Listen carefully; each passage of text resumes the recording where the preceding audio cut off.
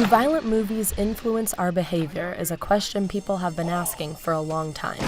And as seen in recent shootings, this question has been renewed. Throughout its history, Hollywood seems to have had a gun fetish. It seems that guns in movies are as glorified in American culture as baseball and apple pie. Western and gangster films are both definitive of entire generations, and both include a full dose of violence.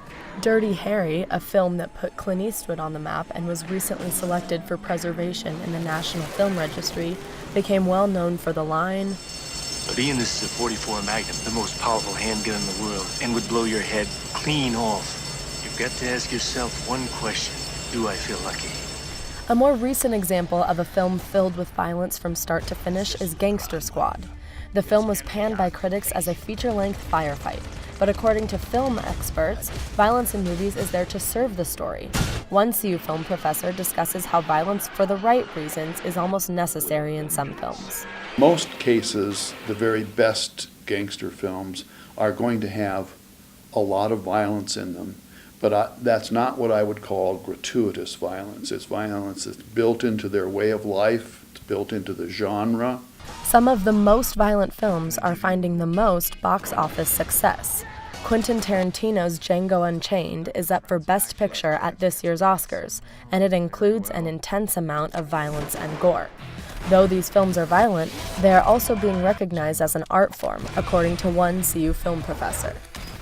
That artistically speaking, there's cinematic value to gun violence. The tragedies of the past year have brought to the forefront of our country's mind one burning question: why? Dr. Sarah Goodrum, a crime and deviance specialist here at CU's Department of Sociology, says that movies just might be the answer. Some of the laboratory research that's been done to look at exposure to violence in the media and its effect on behavior does suggest that there is a link. Evidence is pointing out that individuals who are frequently exposed to violent media are more likely to support violent solutions to social problems. According to a study done by Virginia Tech, violent movies may cause individuals to insult others and exchange harsh words. However, the study did not conclude that it would necessarily make people act more physically aggressive. Millions of people who enjoy violent media are great examples of this.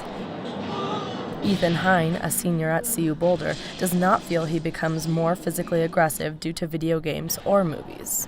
I enjoy action films as well as really violent video games, and I don't think it has any effect on my actions outside of video games and movies. This means that the discussion may need to turn to mental health.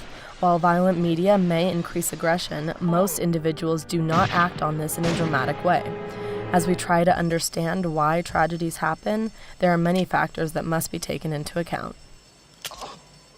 Savannah Sellers, News Team Boulder.